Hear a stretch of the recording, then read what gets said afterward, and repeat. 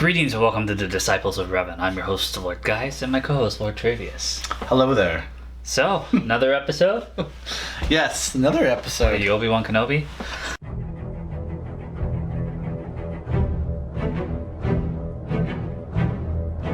We start off with some underwater life in this little village, and it just seems so happy, like it's gonna get raided, and it does. Yeah, yes, it does. It was very, very predictable. I've seen this opening in Hercules episodes. Oh, you said it first. Yes, Yeah. we're all we need now I is loved Kevin it. Sorbo and Yeah. Michael Hurst, and we have a movie. I loved it when I called you today, and I'm just like talking to you, and you're just like, "Oh yeah, like a Hercules." I'm like, I was waiting for you to stop so I could literally say it was a Hercules episode. Hercules episode, yeah. I mean, I had no problem with that. I loved Hercules. Yeah. Stop touching things.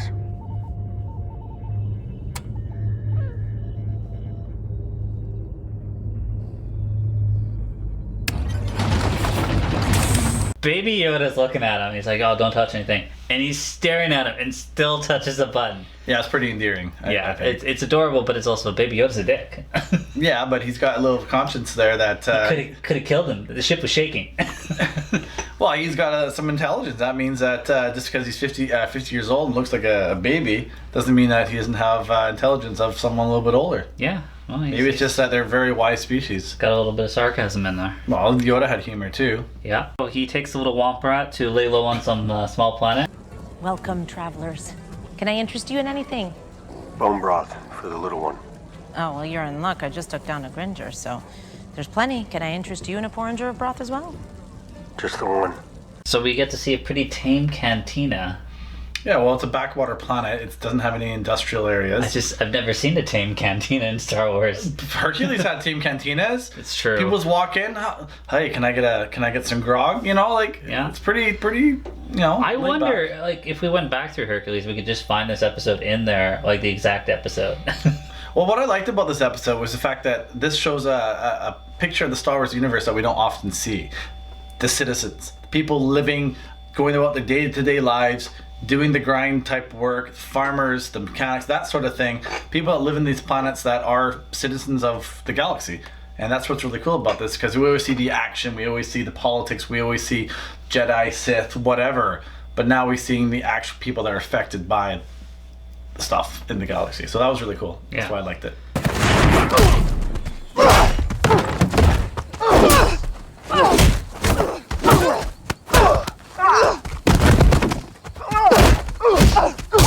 We get to see Gina Carrado, who's like a drop soldier, used to be a drop soldier for the rebellion. Yeah, Shock trooper. Shock trooper. Yeah, she said that she saw most of her action after Endor. So they were mopping up Imperials, warlords, different little kingdoms, fiefdoms that they had I don't know why she thinks a bounty's gonna come out after her. That's though. interesting though too. Maybe she deserted them. Yeah, I but don't know. you can desert the rebels. It's not an actual military organization. Well, but when they became they're not the gonna Republic, send. it was. They're not gonna send bounties after you. You fought in the war for them. Well, that's why maybe there's another storied past. Maybe she did something in those few years after she left the rebellion. Who knows? Maybe she killed a Jedi Would you kill a man? for a Klondike bar.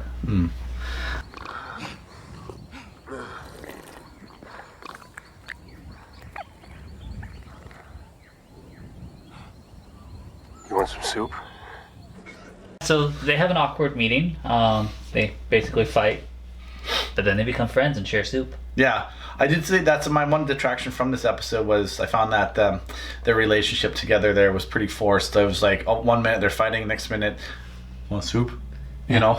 I'm just like, thank God for that last episode, because I have not seen a successful flamethrow until that last episode. Oh yeah, I keep fizzing out on Yeah, it. it's just like, damn it, bad angle. Yeah. Like, just don't telegraph it. Just be like, point it and then use it. Yeah. No, I thought their little tussle was fine, and Baby Yoda's sitting there. You can hear the slurps as they're firing, and he's sitting there. Yeah, and so basically, planet's not big enough for both of them to hide on, apparently. Well, that makes sense though, because the reason that is because you have these two mercenaries basically, and if they want to hide effectively, you can't hide in an area where there's someone that's they want to be hidden too. It doesn't make any sense.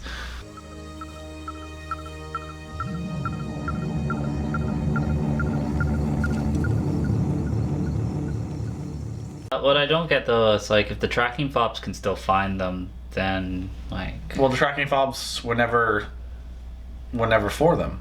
The tracking fob was for Baby Yoda. Yeah, but like he went there to hide, thought he could hide there for a couple months and lay low, but like the tracking fobs found him like in a week. So that's interesting. So I mean, maybe he has to go back to the original owners of the fobs and cease the tracking. Like I don't know. Like how's he going to go around the galaxy? He goes near any inhabitable system. Someone may have a tracking fob. And you know what? Chances are there's a bounty on him at this point. There's a very good chance there's a bounty on him, and the guild has far-reaching powers throughout the galaxy. So it would stand to reason that many of the bounty hunters that belong to the guild would have that stuff. Yeah. He goes to leave, and then some weird night sled guys show up and offer him really little bit of coin. Night sled? Night sled. It's a sled that travels at night. Oh, okay. They were riding. Well, they must have gone there because they saw his ship pass. Yeah. And they thought, oh, there might be someone to help us. Another person that's just like, hey, we know legends of Mandalorians. You could help us.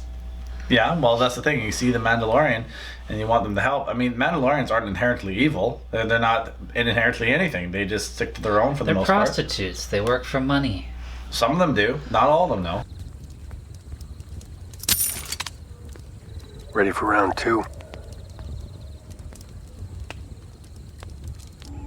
So we're basically running off a band of raiders for lunch money?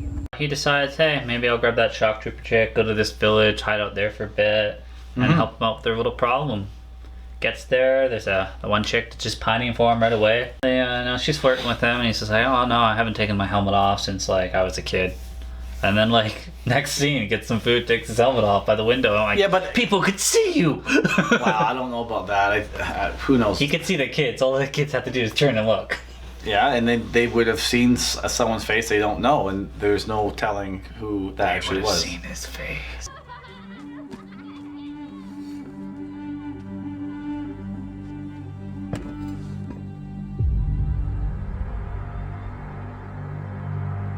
Gina and Mando head out. They take a look at the problem.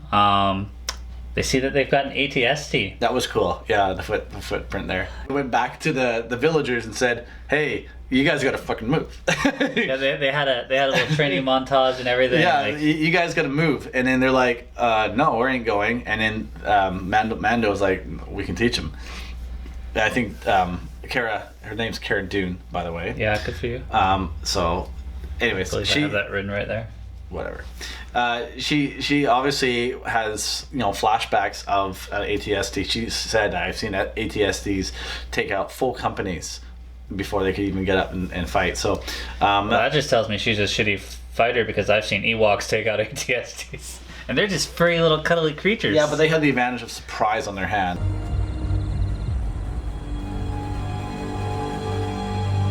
AT-ST. Imperial Walker. What's it doing here? So they go to the villagers, they tell them that, and they're like, no. So they do, like you said, the training montage. And yeah, that was kind of cool. And we found out what's her, the little love interest there. She's a crack shot. Yeah. Typical Western thing. Widows, always really good shots. Yeah, but I think she's either ex-rebellion or ex-something. I enjoyed the little brawl in the tent. Yeah, the Herculean. The well-timed bomb. It's like, oh, like, that thing's timed. Well, you might want to get out of there. It sounds like a Vegas slot machine going doo-doo-doo, doo-doo-doo.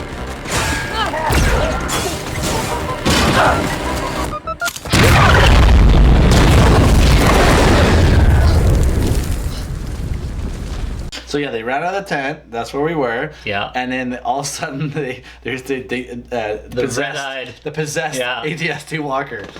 Oh my god! Just chase some. At this point, I'm just like, I'm not sure you really had a plan, because your plan is to run back and hope that it runs into the water. But like, it could have nailed them at any time running through that forest. No.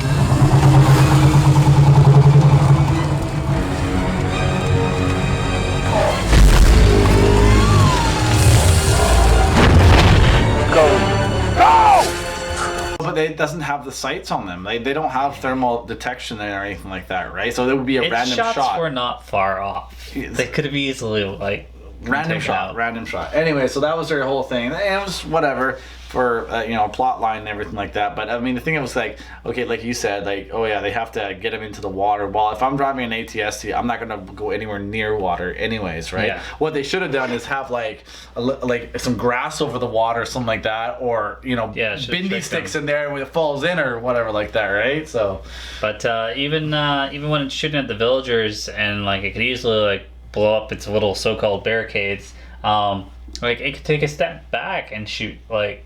Yeah, what happens if they decide to go around that one little water patch too? Yeah. Got it! Stay there! Hold your position! That was a little plot area that I would... A little thin. Yeah. But that's okay. It was still fun. It was a fun episode to watch. Yeah. They deal with those guys, chase them off. And then the Klatooinians, the ones that so this whole episode kind of reminded me of a Battle for Endor type story too, having marauders coming in and capture the Ewoks and attack them. They kind of looked like them too, but these were Klatooinians that Jabba had employed a few. So you can slip off the helmet and settle down with that beautiful young widow and raise your kid sitting here sipping spotchka? At this point, Mando's like, well, maybe I could leave Baby Yoda here. Seems to be getting along, and then Sniper Dude shows up with a tracking fob. Yeah, so that. I was just like, oh, you know what? Like, I don't want Baby Yoda to die, but if they killed him, the outrage would be so good. It would be so good, but they're not going to kill a child. I mean, it is actually PC world. Fuck. I mean, that's I have a feeling that this Baby Yoda, whatever its name is going to be, is Yoda. No, it's not Yoda. Are you sure? It's not a baby clone of Yoda? It's not a clone of Yoda. It's not grow up to be Yoda? No, it's not Yoda. But what it does represent is some sort of hope and some kind of... I guarantee that this Baby Yoda is going to have some connection to future Star Wars movies somehow. I don't guarantee, but I have a feeling because...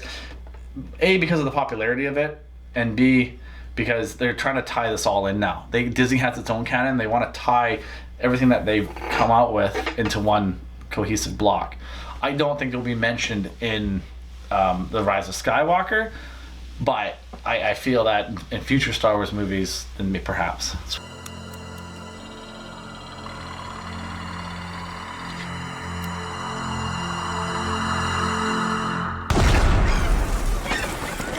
Like you said, the bounty hunter was there, tracking fob, and Cara Dune got him before could kill him off. So. Yeah, they did the same bait and switch to us that they did with IG-11 there, where it's just like you hear the gunshot and you're just like, oh, wonder what happened, and then it's just like, oh, okay.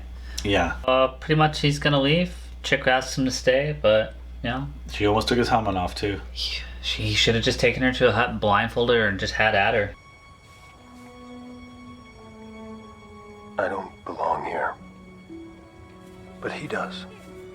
And then he decided to leave at the end of the episode. Yeah, and him and Cara Dune part ways. Which we'll probably see her later on in the season, or next season or something. Yeah, I think she's got more than one episode in this season.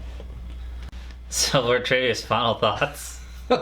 Well, it was like I don't know. I don't think it was the weakest episode. I mean, I don't think there aren't any weak episodes. So this isn't the weakest one, is? No, I don't think there are going to be any weak episodes. It just, I said to you on the phone earlier, I think it's only an 8 episode season, and they can only pack so much, and that's my biggest attraction. I've said this before, is that they're too short, so they can only fit so much into 35-40 minutes that they're airing. So they have to have a little bit of a bridge here between, okay, the plot line in the beginning was he found this Yoda thing, and now he's taking care of it. So now this will lead on to his next mission. So it's kind of like we're mid-season, right? So this is like one of those bridge episodes. Next episode will probably be another type of bridge one, and then 6, 7, and 8 will probably be the ones that were like, holy crap.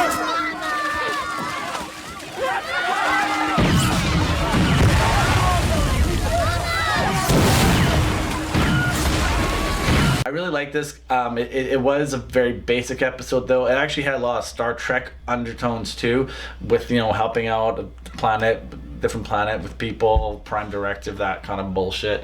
But yeah, Hercules definitely, and I just feel that I like the fact that they added Cara Dune. She's a good character.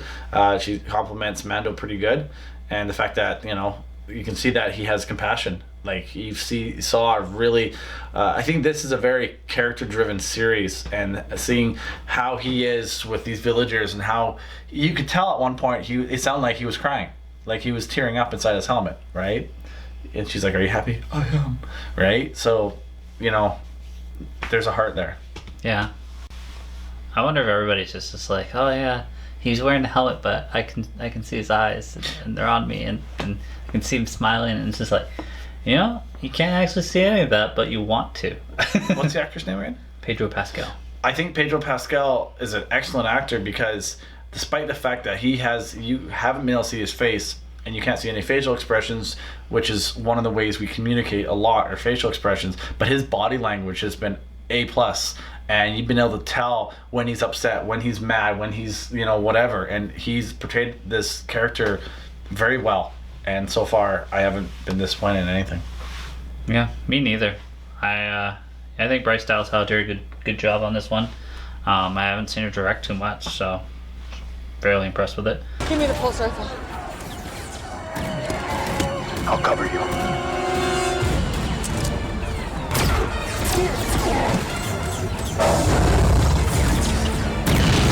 Deborah Chow did the last one. She did a really good job on it. So we're getting some diversity in directors. Mm-hmm. And Jon Favreau is just really leading the charge here with Filoni, and they're gonna get handed the keys. They really are. They really are. And to be honest with you, like for the franchise, to be honest, depending on what the Rise of Skywalker turns out to be with JJ, because he did okay. He did pretty good with The Force Awakens. Rian Johnson won't be now. Fuck that guy. JJ and these two guys, I think, are the guys that are the future in Star Wars. I know there's a couple other directors are slated to do a few. Well, they've only got so much time too. You can help plan, you can produce like Kathleen Kennedy does, and still have a little bit of time for the series. But they don't have time where they can just jump in and make a movie after movie and the series. Well, from what I understand, it sounds like Star Wars is kind of going hiatus for movie-wise right now. Well, you completely ignored the fact that I told you what years the next movies are coming out. The Disney released 2022, next one. Oh, so it's not hiatus. Then where the hell did I read that? Yeah, no, in like 2-3 years they're gonna have another one out. So they don't even have a plan, but they're gonna have another one out. Well, I still like the standalones better than the episodes right now. But if they do the Kenobi series as well as they've done this one, fuck, this is there's a lot of stuff to continue on with this franchise. So, and we're also getting that Cassian series too, so that should be pretty good. Are we? You sure? Yeah, it's signed and delivered. You just haven't received it yet. I haven't received it yet. Okay.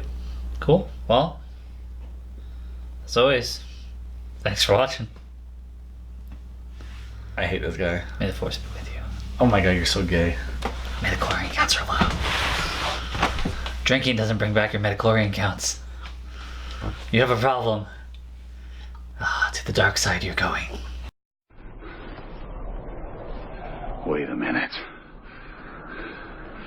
This isn't my world.